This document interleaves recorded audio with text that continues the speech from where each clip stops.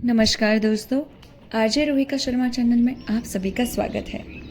यह हमारी कहानी के पार्ट 1 का बी सेक्शन है। कहानी का नाम है अंधेरे बंद कमरे, जहां एक व्यक्ति बहुत सालों बाद अपने दोस्त से मिलता है। देखता है कि उसका दोस्त पहले तो कुछ अजीब ही बिहेवियर का था, यानी कि लड़कियों को, भाभीयों को लाइन मारने वाला, लेकिन अब वो कुछ अजीब हो गया है। उससे बातचीत करता है तो उसे लगता है कि इसे क्या हो गया, इतना ज़्यादा चेंज कैसे हो गया है। शायद 9 सालों में शायद सब कुछ चेंज हो जाता है। फिर वह अपने उन दिनों को याद करने लगता है जब वो स्ट्रगल किया करता था और उसका दोस्त वहाँ की ठकुराइन, यानी कि जिस घर में वो रहते थे, उसी को लाइन मारता था। फिर उसके बाद जो वहाँ का पूरा घर का मकान मालिक था, वह मुस्लिम था जो कि पाकिस्तान से वापस आ गया था। उसकी बेटी बहुत ही ज़्यादा खुश मिजाज और सुडौल थी। वह उनके घर पर आया है जो कि कोई नहीं जाता था। और आपको बता दूं कि ये जो कहानी है ये 1947 के समय की है, जब हमारे देश में विभाजन हो चुका था। उस समय सभी लोग मुसलमानों से नफरत किया करते थे। तो आप ही सोचिए, हिंदू लोग चाहे मुसलमान उनका घर का किराएदार मकान मालिक ही क्यों ना हो, उससे नफरत क्यों ना करे। तो चलिए कहानी को आगे बढ़ाते हैं, जहाँ पर लेखक मियाँ साहब के घर पहुँच गए और दोनों, यानी कि मियाँ साहब और उनकी बेटी, उन्हें देखकर शॉक हो गए हैं। मियाँ ने अपनी संदेह भरी आंखों मेरी चेहरे से हटाकर खुर्शीद की तरफ देखा तो उसने कहा, अब्बा, ये निचली मंजिल में हमारी कोठरी में रहते हैं। और फिर आंखें उठाकर मुझसे बोली, अब्बा, आप अपने शौक के लिए ही कभी कभार बजा लेते हैं, किसी की फरमाइश के लिए बजाना इन्होंने एक मुद्दत से छोड़ दिया है। उसने बात सहज ढंग से कही, फिर भी उसके शब्दों में मुझे एक तीखापन लगा जो मुझे नश्तर की तरह चुभ गया। आइए तशरीफ रखिए, मियाँ ने कौर तोड़ते हुए कहा। मैं इस वक्त खाना खा रहा था, आप हमारे खात का तो खाएंगे नहीं तो मैं कहता कि आप भी थोड़ा सा नौश फरमाइए।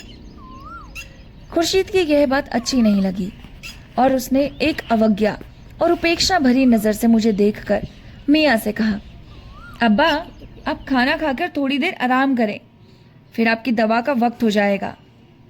और फिर मेरी तरफ देखकर बोली, हकीम साहब ने कह रखा है कि खाने के बाद इन्हें कम से कम 1 घंटा आराम करना चाहिए। इनकी सेहत दिन ब दिन गिरती जा रही है, इसलिए आराम इनके लिए बहुत ज़रूरी है। साज बजाने में काफ़ी मेहनत पड़ती है। हकीम साहब का तो कहना है कि अब इन्हें बजाना बिल्कुल छोड़ देना चाहिए, मगर यह है कि किसी की बात ही नहीं सुनते। संकेत स्पष्ट था। मुझे लगा मेरा वहां रुकना ठीक नहीं। मैंने जानबूझकर अपने को इस भद्दी स्थिति में डाल लिया था और अब मुझे उसके लिए अफसोस हो रहा था, मगर एकदम वहां से चल देना भी ठीक नहीं लगता। इसलिए मैं क्षण भर एक असमंजस में खड़ा कोठरी के फटे पुराने सामान को देखता रहा। जिस सितार के स्वर रात को आकाश में कब कभी पैदा कर देते थे, वह देखने में बहुत टूटा फूटा सा था। चारपाई पर बिछी हुई चादरों में जगह जगह पैबंद लगे थे और खूंटियों से लटके हुए कपड़े बरसों से धुल धुल कर अब तार तार हो रहे थे। खाना पकाने के एल्यूमिनियम के बर्तन जाने कितनी कितनी आंचों की कालिक अपने में समेटे हुए थे। खुर्शीद की वो ओढ़नियाँ उस समय ना जाने कहाँ थी, जिनके बल पर वह अपनी गर्दन अड़का कर चलती थी। उसकी गर्दन अलबत्ता उस समय भी अकड़ी हुई थी और उसकी आंखों में शरारों की सी चमक नजर आ रही थी। अच्छा, आप इस वक्त आराम फरमाइए, मैंने मियाँ को कहा। मैंने आकर नाहक आपको तकलीफ दी, इसलिए शर्मिंदा हूँ। अरे आप तशरीफ रखिए, बुढ़ा इबादत अली जल्दी जल्दी कौर निकलता हुआ बोला। आपको साथ सुनने का शौक है तो मैं आपके लिए। नहीं अब्बा, आप इस वक्त साज नहीं बजाएंगे। खुर्शीद ने उसकी बात बीच में ही काट दी। आपकी सेहत के लिए मैं आपको इसकी इजाजत नहीं देती, और यह वक्त आपके आराम का है। उसकी आंखों में एक प्रतिहिंसा का भाव स्पष्ट झलक आया। मुझे और एक पल भी वहां रुकना नहीं चाहिए था, इसलिए मैंने कहा, हाँ ठीक है, यह इनके आराम का वक्त है, इस वक्त इन्हें आराम ही करना चाहिए। और मियाँ को सलाम करके मन में अपमान और तिरस्कार की चुभन लिए मैं वापस चला आया। शायद इस बात को लेकर बाद में मियाँ और खुर्शीद के साथ कुछ कहाँ कहूँ सुनी भी हुई होगी, क्योंकि उसके बाद कई रातों तक मियाँ ने सितार नहीं बजाया। जब मैं ऊपर से लौटकर अपनी कोठरी में पहुंचा तो ठकुराइन झट से अपनी कोठरी की दहलीज पर आ खड़ी हुई। क्यों लाला, तुम भी अब ऊपर के चक्कर काटने लगे? मैं जरा धूप में टहलने गया था, मैंने कहा और चुपचाप एक किताब लेकर बैठ गया। टहलने? टहलने ना गए होंगे, ठकुराइन बोली। औरों से झूठ बोलो तो बोलो, भाभी से भी झूठ बोलते हो। मुझे अपनी खींच की वजह से ताव आ गया और मैंने किताब जोर से बंद करके कहा, तुम्हें भाभी हर वक्त बस एक ही बात सोचती है। ठकुराइन का चेहरा साहस फीका पड़ गया और वह चेहरे पर बुरावटी मुस्कान लाकर बोली, अरे तुम तो बुरा मान गए लाला, मैं तो सचमुच थोड़े ही कह रही थी। मैं क्या जानती कि तुम्हारा उन लोगों से क्या वास्ता हो सकता है। तुम कोई ऐसे वैसे हो जो जाकर उस फूटी ढंडिया को सूखोगे। मैंने तो ऐसे ही एक बात कह दी। आजकल सर्दी के दिन है, आदमी का घड़ी धूप भर धूप में टहलने का मन कर ही देता है।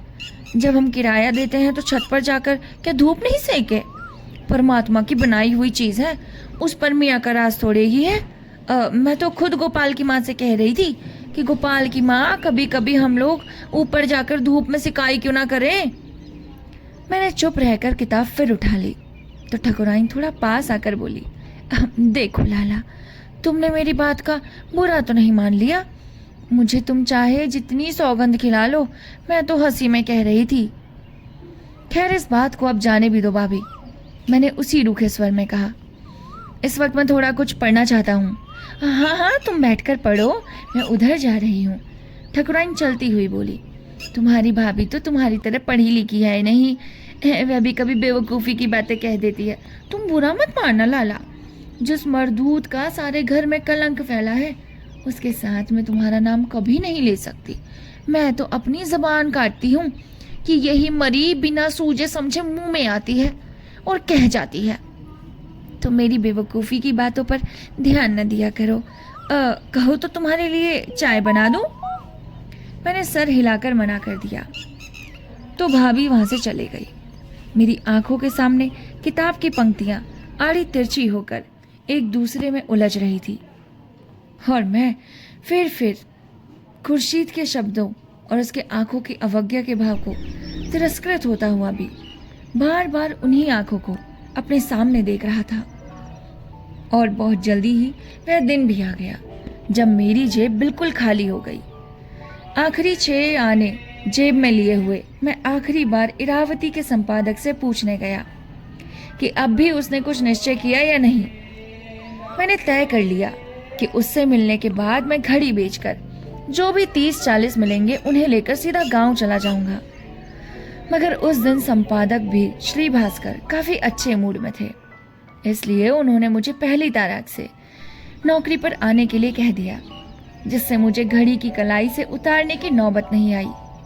मैं जब इरावती के कार्यालय से लौटकर घर आया तो मुझे अपना आपा और दिनों की अपेक्षा बहुत हल्का लग रहा था और मैं चाह रहा था कि किसी के साथ बैठकर कुछ देर खुलकर हंसूं। ठकुराइन उस शाम की रोटी के लिए चूल्हा जला रही थी। उसकी मैली धोती कंधे से उतरी हुई, बाल उड़े हुए थे। चूल्हों में फूंक मारने की वजह से आंखों में पानी आ रहा था। मुझे देखकर उसने आंख मिचाते हुए पूछा, क्यों लाला, चाय बना दो? हाँ भाभी, आज खूब गरम चाय की प्याली बना कर दो। आज तो चाय के साथ कोई गरम गरम नमकीन की चीज भी बनाकर खिला दो तो खिला दो, खूब गरम और नमकीन। ठकुराइन ने चूल्हे के पास से हटकर आंखें पोंछ ली और कुछ आश्चर्य से मेरी तरफ देखा। उसे शायद समझ में नहीं आ रहा था कि यह आदमी जो हर रोज रोटी भी अनमने ढंग से खाता है, ऐसे जैसे कोई बेगार टाल रहा हो, आज अचानक गरम और नमकीन चीज की फरमाइश कैसे करने लगा। वह पास आकर खड़ी हो गई तो मुझे ना जाने क्यों उसका शरीर अस्वाभाविक रूप से छोटा लगा, जैसे वह एक छोटी सी बच्ची हो और आंखें फैलाए हुए अपने सामने कोई कौतुक की चीज देख रही हो। क्या बात है लाला, आज नमकीन की फरमाइश कर रहे हो? वह बोली, आज कोई पुरानी दोस्ती तो नहीं मिल गई? तुमने ठीक ही सोचा है भाभी, बड़ी मुद्दत से उसके इंतजार में था। कौन है, हमें नहीं बताओगे? कोई तुम्हारी बम्बई की वाकिफ है? नहीं भाभी, जो बात तुम सोचती हो वह बात नहीं है। मुझे पहली तारीख से नौकरी मिल गई है। सच? ठकुराइन का चेहरा एकदम खिल गया। तब तो तुम दुनिया की जो चीज कहो वही चीज बना दूं। कितने की मिली है? 108। और मैं हाथ मुंह धोने के लिए पंप पर चला गया। पैर धोते हुए मैंने आवाज दी, भाभी चाय जरा जल्दी तैयार कर देना, मैं अभी घूमने के लिए भी जाऊंगा। जब से आया हूँ एक बार भी कनॉट प्लेस नहीं गया। सोचता हूँ आज उधर का चक्कर भी लगाऊं। गोपाल की माँ हैरान सी अपने कमरे से निकल आई। जो आदमी कभी अपने कमरे में भी ऊंची बात नहीं करता, आज पंप के पास से कैसे चिल्ला रहा है? ठकुराइन ने चाय बना कर दी तो वह काफी गर्म थी। पीतल का गिलास रोज की तरह मैला था, मगर मैंने रोज की तरह चाय को अंदर उड़ेला नहीं, धीरे धीरे चुस्कियां लेकर पीता रहा। ठकुराइन जल्दी से पकौड़े भी बनाना चाहती थी, मगर मैंने उसे मना कर दिया, क्योंकि मुझे अपने अंदर तुरंत वहां से चल देने की जल्दबाजी महसूस हो रही थी। ठकुराइन का चेहरा भी उस समय चूल्हे की रोशनी में रोज की तरह मुरझाया हुआ न लगकर काफी सजीव और ताजा लग रहा था। मुझे आश्चर्य हो रहा था कि उसके चेहरे की झुर्रियां एकदम हल्की कैसे पड़ गई और वह अचानक अपनी उम्र में छोटी कैसे लगने लगी। उसकी गर्दन के नीचे जो गड्ढा था वह भी उस समय आकर्षक लग रहा था, मगर उसकी आंखों में जो भाव था वह ना जाने मुझे देख रही हो जैसे एक बच्चा दूर आकाश में गुम हुए गुब्बारे को देखता है। मैं जल्दी जल्दी चाय पीकर जब चलने के लिए तैयार हो गया तब मुझे ध्यान आया कि मेरी जेब में एक भी पैसा नहीं है। इसे सहसा मेरे बाहर जाने के उत्साह पर पानी पड़ गया। ठकुराइन ने ना जाने कैसे ताड़ लिया कि पैसे की वजह से मैं अपना जाने का इरादा बदल रहा हूँ। उसने अपनी कोठरी की दहलीज के पास आकर कहा, क्यों लाला, जा नहीं रहे हो क्या? सोच रहा हूँ आज ना ही जाऊं। दिन भर बसों में धक्के खाकर परेशान हुआ हूँ। कुछ देर यहीं बैठकर कोई किताब पढ़ दूं। थोड़ी देर में अरविंद भी दफ्तर से आ जाएगा। अभी तो इतनी खुशी में जा रहे थे और अब कह रहे हो बैठकर किताब पढ़ूंगा। ठकुराइन ने अपना मैला कुचैला रुमाल निकाला, उसकी गांठ खोलने लगी। आज जाकर जो कुछ खाओगे पियोगे उसका खर्चा मेरे सर। तुम्हारी नौकरी लगी है तो भाभी भी तो कुछ खर्च करना चाहिए। यह लो, मेरे पास कुल 2.5 रुपए हैं। 5 होते तो आज मैं तुम्हें 5 ही दे देती। मैं क्षण भर के लिए ठकुराइन के चेहरे को देखता रहा। एक बार फिर मेरे दिमाग में वही बात घूम गई। क्या सचमुच ठकुराइन वही कुछ चाहती है जो अरविंद सोचता है कि वह चाहती है? मगर अरविंद तो उसे दाला डालने के लिए बात किया करता है और वह थी शायद मुझी को दाना डाल रही थी। मेरा एक बार मन हुआ कि पैसे लेने से मना कर दूं और खाली जेब वहां से चल दूं, मगर फिर कनॉट प्लेस की बत्तियां मेरी आंखों के सामने जगमगा गई और मैं मन की उस कमजोरी पर काबू न पा सका। मैंने कुछ संकोच के साथ उसके रुमाल से पैसे उठा लिए और कहा, ऐसे तो मैं नहीं लूंगा मगर उधार मान कर लेता हूँ। आज मेरी जेब बिल्कुल खाली है। जिस दिन तनख्वाह मिलेगी उस दिन ब्याज समेत अदा कर दूंगा। जिस दिन तुम्हें तनख्वाह मिलेगी उस दिन मैं तुमसे 2.5 रुपए ले लूंगी। ठकुराइन रुमाल झाड़कर मेरे नेफे में खोसती बोली, उस दिन मैं तुमसे साड़ी लूंगी, साड़ी, कम से कम 20 रुपए वाली। तुम्हारे साथ कनॉट प्लेस जाऊंगी। हाँ हाँ, साड़ी छोड़कर तुम जो चाहे ले लेना। मैंने एकदम निरुत्साह होकर कहा और वहां से चल दिया। कोठरी से निकलते समय मुझे ठकुराइन के चेहरे की झाइयाँ फिर बहुत गहरी लगी और उसका नेफरे में खोसा हुआ मैला रुमाल देर तक मेरी आंखों के सामने फड़फड़ाता रहा। मेरा मन यह सोच सोच कर खींच रहा था कि जो 2.5 रुपए उसने मुझे दिए हैं वह स्नेह या ममता के कारण नहीं दिए, बल्कि आने वाले कल के उनके बदले 20 रुपए वाली साड़ी वसूल करने के लिए दिए हैं। और मैं अपनी खींच में अपने को समझा रहा था कि मैं ही बेवकूफ़ हूँ। बात दरअसल वही है जो अरविंद कहता है। मुंबई से आने के बाद उस दिन पहली बार मैं कॉफ़ी हाउस में दाखिल हुआ तो सबसे पहले मेरी नज़र हरबंस पर पड़ी। अंदर जाते ही दरवाजे के पास जो पहली मेज़ थी उसके इर्द गिर्द 7-8 आदमी बैठे थे। उन्हीं में वह भी था। बाकी लोगों में 3 लड़कियां थी मैं हरबंस से आंख बचाकर निकल जाता, मगर वह मुझे देखते ही इस तरह कुर्सी से उठ खड़ा हुआ जैसे मेरे इंतजार में ही बैठा हो, और अपनी बाईं तरफ लड़की से बोला, लो ये रहा वह। मगर उस लड़की ने उसकी बात में ध्यान नहीं दिया। हरबंस के पास ही एक कुर्सी खाली पड़ी थी। उसने हाथ पकड़कर मुझे इस तरह अपने पास बिठा लिया जैसे मेरा वहां आना जाना रोज की बात हो, और बरसों से हम लोग इस तरह साथ साथ बैठते आए हो। सामने की कुर्सी पर बैठा हुआ एक नवयुवक उंगलियां और अंगूठे हिला हिलाकर स्टिल लाइफ से उसकी बातें सुन रहा था। मैं सोच रहा था मुझे 1-2 मिनट बैठने में लगे कि मैं बिल्कुल फालतू का आदमी की तरह इनके बीच आ गया हूँ, मगर इससे पहले कि मैं वहां से उठने की बात सोचता, हरबंस ने मुझे बुलाकर बिल अदा कर दिया, बिना इसका जरा भी लिहाज किए कि स्टिल लाइफ की बात अभी बीच में ही है। अचानक कुर्सी से उठ खड़ा हुआ। आओ अब चले, उसने इस तरह कहा जैसे एक प्रधान किसी सभा को विसर्जित करने की बात कहता है। मगर ना तो किसी को इसका बुरा लगा, ना किसी ने विरोध किया।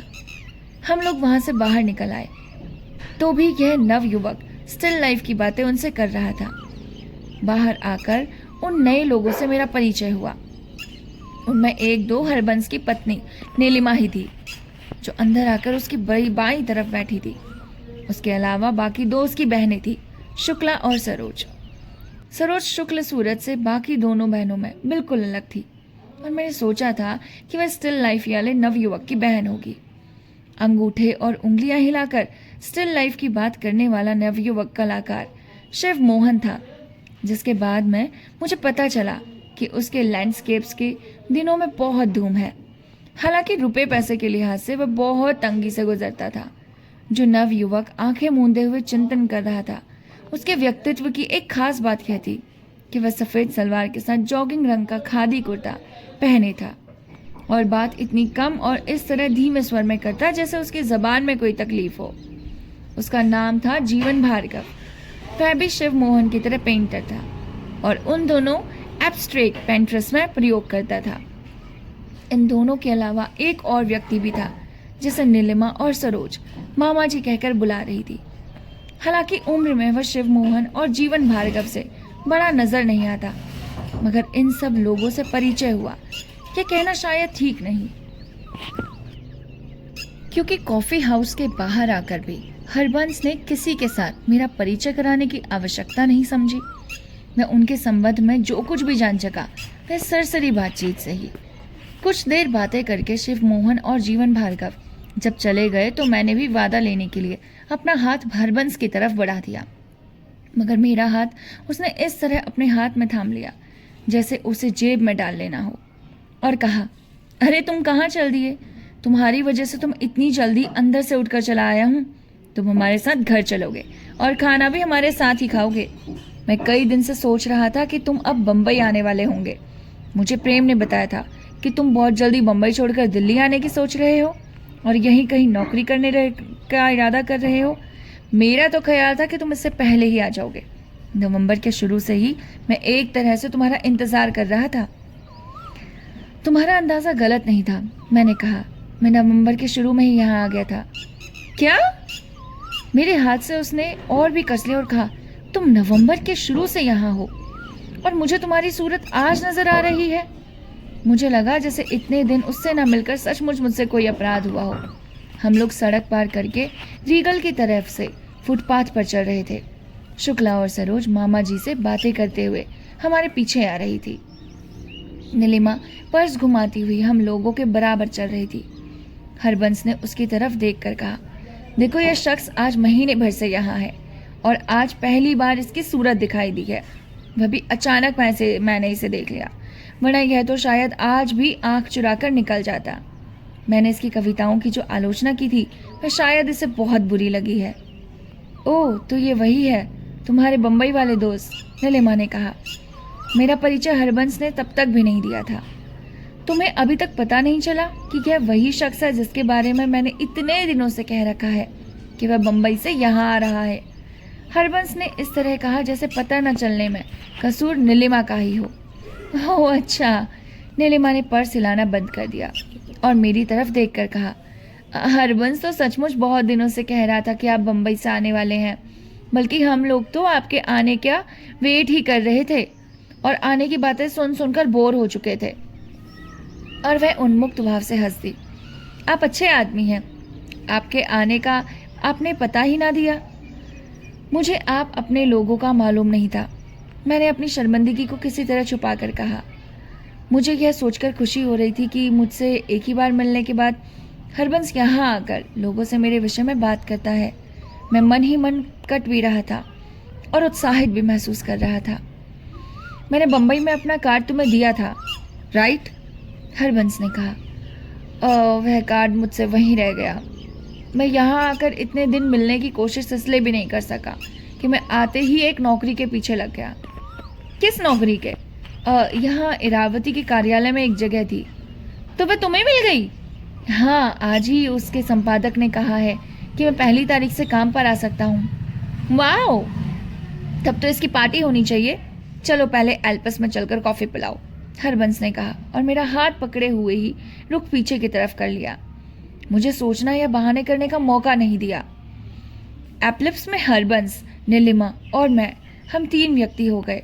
इसलिए ठकुराइन के दिए हुए 2.5 रुपये कम नहीं पड़े और मुझे शर्मिंदगी नहीं उठानी पड़ी, सिवाय इसके कि रुपए के दोनों नोट काफ़ी मैले और मुड़े हुए थे और मैंने वे निकाल कर बैरे की प्लेट में रखे तो नीलिमा ने इतना कह दिया, लगता है आप किसी हलवाई से नोट तुला कर लाए हैं। और मैंने बात हंसी में डाल दी। बात तो टल गई, मगर मैंने मन में यही सोचा कि अगर शुक्ला, सरोज और मामा जी भी साथ चलते तो मुझे कितनी भद्दी स्थिति का सामना करना पड़ता। यह तो गलीमत थी कि नीलिमा ने शुक्ला और सरोज से घर चलकर खाना बनाने के लिए कह दिया, क्योंकि समय पर मामा जी से अलग नहीं होना चाहती है। इसलिए मामा जी को भी उनके साथ जाना पड़ा, वरना मैं उस समय कितनी मुश्किल में पड़ जाता। जब हम लोग एल्प्स के बाहर आए तो हवा में खुनकी काफ़ी बढ़ गई। बाहर आते ही मैं एक बार सर्दी से कांप उठा। आपने तो कोट या पुलोवर कुछ भी नहीं पहना, लौटते हुए आपको ठंड नहीं लगेगी? नहीं, मुझे ठंड नहीं लगती। और एक बार फिर कांप गया। जाते हुए इसे मेरा कोट दे देना, हरबंस ने कहा। तुम्हारा कोट? वह इन्हें घुटनों तक आएगा। और फिर क्या जाने, सोचकर हंसने लगी। मैंने किसी लड़की को उस तरह खुलकर हंसते नहीं देखा था जिस तरह नीलिमा हंसती थी। किसी जमाने में मैं खुद अपने ठहाकों के लिए बहुत बदनाम रहा हूँ। कई बार मैं इतनी जोर का ठहाका लगाता था कि आसपास बैठे हुए लोग एकदम चौंक जाते थे। बम्बई में कई बार कॉफ़ी हाउस के बैरे मैनेजर की चिट ले लिया करता था जिस पर लिखा होता था प्लीज़। फिर भी ना जाने क्यों हंसते वक्त मुझे ये याद नहीं रहता था कि आदमी की हंसी में भी एक सभ्यता होनी चाहिए और आदमी को गला रोक कर हंसना चाहिए। उससे पहले अमृतसर के जिस घर में हम रहते थे उसमें आसपास के घरों से कुछ बच्चे मुझे चिढ़ाने के लिए मेरे ठहाकों की नकल किया करते थे। मुझे खुद बुरा लगता था, मगर जाने कैसे बेबसी थी कि मैं ठहाका लगाए हंस ही नहीं पाता। मुझे सभ्यता के तकाजे की बात तभी याद आती थी जबकि आसपास का वातावरण एक बार मेरे ठहाकों से चौंक जाता था। नीलिमा की हंसी के संबंध में मैं इतना ही कह सकता हूँ कि वह लड़कियों की तरह ना हंसकर लड़कों की तरह हंसती थी। हंसते समय उसका मुंह पूरा खुल जाता और वो गर्दन को थोड़ा पीछे को झुका लेती। उसकी आवाज़ काफ़ी बारीक थी, मगर हंसने में उसकी आवाज़ कुछ भारी हो जाती। उसके छोटे छोटे दांत पूरे बाहर दिखाई देते। उसकी हंसी ही नहीं, बातचीत और चलने के ढंग में भी उन्मुक्ता थी जो उस व्यक्ति को काफ़ी चौंका सकती थी जिसका उससे नया नया परिचय हुआ हो। हर समय इतनी ही अस्थिर रहती थी कि लगता था जैसे उसके शरीर में एक बिजली सी कांपती हो। वह जब मुंह से बात नहीं करती तब भी उसकी आंखें और भौहें कुछ न कुछ बात करती थी। उनके यहाँ जाकर मुझे पता चला कि वो लोग नीलिमा की माँ के घर में रहते हैं। हरबंस की माँ और बहन भाई भी दिल्ली में ही थे, मगर वे लोग करोल बाग की तरफ मॉडल बस्ती में रहते थे। नीलिमा की माँ का घर वहीं पास में हनुमान रोड पर था और हरबंस को दूर से आने जाने में शायद असुविधा महसूस होती थी, इसलिए वह नीलिमा के माँ के घर रहता था। नीलिमा, सरोज और शुक्ला के अलावा उनकी एक चौथी बहन थी, सरिता, जो उस समय 9-10 वर्ष की थी। वो 4 बहनें ही थी, भाई कोई नहीं था। नीलिमा के अलावा तीनों बहनें कुंवारी थी, इसलिए उस घर में हरबंस की स्थिति बहुत महत्वपूर्ण थी। नीलिमा के पिता पक्षाघात से पीड़ित थे हर समय एक अलग कमरे में कुर्सी या पलंग पर पड़े रहते थे, जिससे घर में आने जाने वालों को उनकी उपस्थिति का पता भी नहीं चलता। मुझे भी कई दिनों के बाद पता चला कि नीलिमा के पिता जीवित हैं और घर में ही रहते हैं। वैसे हर दृष्टि से घर का प्रमुख व्यक्ति हरबंस ही था। उस घर में आकर जब तक नीलिमा की माँ से परिचय नहीं हुआ, तब तक मैं यही सोचता रहा कि वह हर हरबंस का है और सरोज शुक्ला और सरिता उसी घर में उसके साथ रहती है। खाना बहुत अच्छा था। खाने के काफी देर बाद तक हम लोग बाहर कमरे में, जो वास्तव में कमरा न होकर ढका हुआ बरामदा था, बैठकर बातें करते हैं। वह बरामदा उनके यहाँ बैठक और खाने के कमरे के तौर पर इस्तेमाल होता था। वहाँ की सजावट बहुत सादा मगर बहुत सुरुचिपूर्ण थी। दीवारों पर कुछ जगह एब्स्ट्रैक्ट आकृतियों में कटी हुई पतली पतली टहनियाँ लगी थी। सामने की दीवार के साथ गौतम बुद्ध की पत्थर की मूर्ति रखी थी, जिसके सर के पीछे की दीवार पर एक छोटा सा रंगीन मोड़ा था। यही एक चीज वहां अखरती थी। फर्श के कालीन और बैठने की कुर्सियों की व्यवस्था पर एक छोटा सा रंगीन मोड़ा काफी अच्छे ढंग से लगे थे और पर्दों के साथ दूसरी चीज के रंगों का मिलान काफी सूझबूझ से किया गया। कमरे की एक विशेषता यह भी थी कि जब मैं कमरे में दाखिल हुआ तो मुझे वहां उस बेगानेपन का अनुभव नहीं हुआ जो बहुत बार एक नए घर में जाकर होता है। उस जगह की अपनी ही एक आत्मीयता थी। कुछ व्यक्तियों की तरह कुछ जगह भी एक ऐसी विशेषता नहीं होती कि वे पहले परिचय में ही बहुत परिचित और आत्मीय लगे। नीलिमा की बीजी और तीनों बहनें खाना खाने के तुरंत बाद अंदर कमरे में चले गई और उनके मामा जी भी दो एक बार जमाइयाँ लेकर उठ गए। बीजी जितनी देर बैठी रही उन्होंने उतनी कम बात की। वे बहुत छोटे छोटे वाक्य बोलती थी और जब तक मतलब ना हो तब तक कोई बात नहीं करती। उन्होंने ज़्यादातर बातें प्लेटें रखनी, डूंग मारना और मेज़ साफ करने के बारे में बताया। उनके चेहरे से मुझे यह भी लगा था कि उन्हें नए लोगों से मिलना जुलना पसंद नहीं। उन्हें जैसे ज़िंदगी में जितना कुछ देखना था वह देख चुकी थी और अब उन्हें और किसी नए अनुभव की उपेक्षा नहीं थी। उनकी खामोशी से मुझे लगा जैसे हर नया व्यक्ति उनके लिए एक अजनबी की तरह है, जो आधी रात को आराम से सोए हुए एक आदमी का दरवाज़ा खटखटाकर उनकी नींद में खलल डालता है। वह जैसे ना तो अपने इर्द गिर्द खिंचे हुए दायरे से बाहर कदम रखे। मुझे उनका एक भाव, एक जीवन से संतुष्ट व्यक्ति का भाव नहीं लगा। एक ऐसे व्यक्ति का भाव लगा जो अपने असंतोष में ही संतुष्ट रहना चाहता है। नीलिमा की 3 बहनों में से एक ऐसी थी जिसका अपना अलग व्यक्तित्व था। वह थी शुक्ला, सरोज से छोटी और सरिता से बड़ी। मैंने उसे पहली बार देखा था तो मेरी आंखें उसके चेहरे से फिसलकर किसी और की तरफ मुड़ गई और यह अनुभव पहले मुझे पहली बार नहीं हुआ, उसके बाद भी कई बार हुआ। कह नहीं सकता कि उसके चेहरे में ऐसा क्या था कि आंखें अनायास ही उसकी ओर खिंच जाती मगर वहां टिकी नहीं रहती। क्या यह उसके आकर्षण के कारण था? मगर शायद कारण उसके आकर्षण के अतिरिक्त कुछ और भी था। एक सहज आत्मविश्वास, दुनिया भर के प्रति अवहेलना का भाव, अपने आकर्षण की एक सहज अनुभूति और उसमें मिली जुली एक मासूमियत, जैसे उसे इसका तो बहुत गहरा एहसास हो कि वह युवा है, परंतु इसका जरा भी एहसास ना हो कि यौवन का अर्थ क्या है। उसके चेहरा कुछ खोजता हुआ सा भाव उसके और भी सुंदर बना देता। किसी किसी समय उसकी आंखों से लगता था जैसे वह अपने से बाहर कम और अपने अंदर ज्यादा देखती है। अपने चुस्त पंजाबी लिबास में वह बहुत बार जैसे अपने को अपनी नज़र से न देखकर दूसरों की नज़र से देखने लगती है। कहीं जरा भी शिकन या सलवट देखते ही उसकी आंखें बेचैन हो उठती थी। उसने हमारे साथ बैठकर खाना भी इस तरह खाया जैसे हम लोगों पर एक तरह का एहसान कर रही हो और खाना खाते ही सबसे पहले अंदर उठकर चले गई। कमरे में गौतम बुद्ध के बस्ट से थोड़ा हटकर एक तरफ इज़ैल पर एक कैनवास लगा था और पास ही फर्श पर कुछ कूचियां और रंग बिखरे थे। तुम खुद भी पेंट करते हो क्या? मैंने हरबंस से पूछा। तुमने बम्बई में तो नहीं बताया था। यह कैनवस मेरा नहीं है, नीलिमा का है। इनका है? और मैं उठकर कैनवस के पास चला गया। आप कब से पेंट कर रही हैं? मैंने वहाँ से लौटकर बैठते हुए नीलिमा से पूछा। मैं पेंट नहीं, सिर करती हूँ। नीलिमा ने जिस स्वर में मुझसे कहा उसमें दिखावटीपन नहीं था। यह मेरे पीछे पड़ा रहता है कि मैं पेंट करूँ, इसलिए मैं पेंट करती हूँ, वरना मुझे ना तो कुछ आता जाता है ना ही इसमें रुचि है। हाँ, अब तक इतना पता चल गया है कि किस तरह के स्ट्रोक्स के लिए कौन सा ब्रश इस्तेमाल करना चाहिए।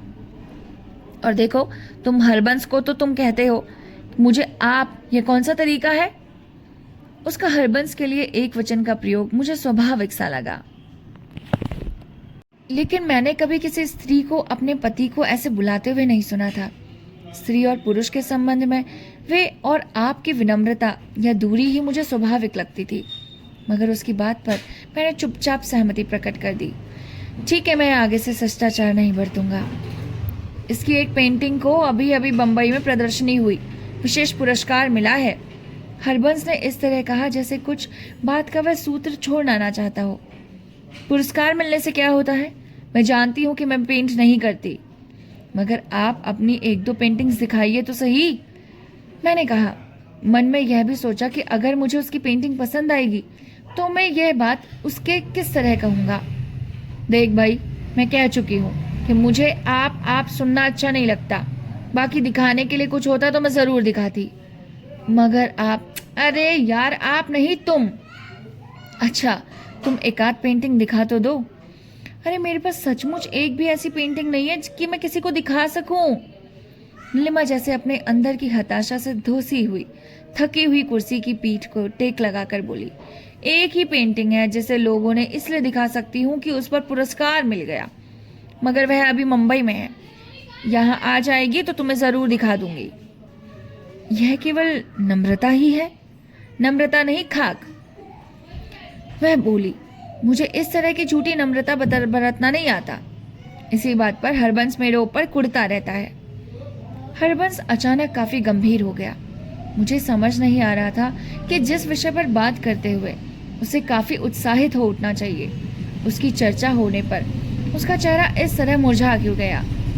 वह इस समय जैसे कमरे के वातावरण से हटकर कहीं और पहुंच गया था और वहां से वापस लौटने में उसे असुविधा हो रही थी। अच्छा, आज ना सही, फिर किसी दिन सही, मैंने वहां से उठने की भूमिका बांधते हुए कहा। वैसे आज काफ़ी देर भी हो गई है। हाँ, फिर किसी दिन आओगे तो जो कुछ बनाया है सब दिखा दूंगी। तुम्हें खुद पता चल जाएगा कि जो बात मैं कहती हूँ वह ठीक है या नहीं। मगर हबी के मन में यह तय कर लिया कि मैं पेंटर बनूं, इसलिए जैसे भी बनेगा मुझे इसकी बात तो रखनी ही पड़ेगी। मैंने उठने की तैयारी में अपने हाथों को उलझा लिया और हबी की तरफ देखा। हबी जाने हस्बैंड का छोटा रूप था या हरबंस का। उसके चेहरे पर लंबी लंबी लकीरें खिंच गई। मैंने अपनी उंगलियों को चटकाया और कुर्सी से उठ खड़ा हुआ। अच्छा, मैं चलूंगा, मैंने कहा। आज की शाम आप लोगों के साथ बहुत अच्छी बीत गई। जब मैं दिल्ली आया हूँ आज पहली बार महसूस हुआ कि हाँ, मैं दिल्ली में ही हूँ। कुछ देर और नहीं बैठोगे? नीलिमा ने पूछा। तुम्हें इतनी सर्दी में लौटकर यहाँ आना हो तो तुम्हें पता चला कि कुछ देर और बैठने का क्या मतलब होता है। हरबंस बिना कारण ही झुंझला उठा। यही क्या कम है कि उसने भले आदमी ने इतना वक्त हम लोगों के साथ बिता दिया। मुझे समझ नहीं आया कि मेरे उतनी देर वक्त बिताने से उसे सुख मिला या दुख हुआ। कम से कम इतना ज़रूर था कि मैं ठीक वक्त पर ही वहाँ से खड़ा हुआ। हम लोग गेट से निकलकर सड़क पर आ गए। नीलिमा ने कहा, अब तो सोचना चाहिए कि तुमसे भेंट हुआ ही करेगी, क्यों? हाँ हाँ, हरबंस ने मुंह चिढ़ाने की तरह कहा, जैसे तुम्हारी तरह और सब लोगों को भी रोज रोज कॉफी हाउस में जाने के सिवा कोई काम ही नहीं है। इसी तरह फिर किसी दिन भेंट हो जाएगी, मैंने उस स्थिति से बचने के लिए कहा और उसके पास से चल दिया।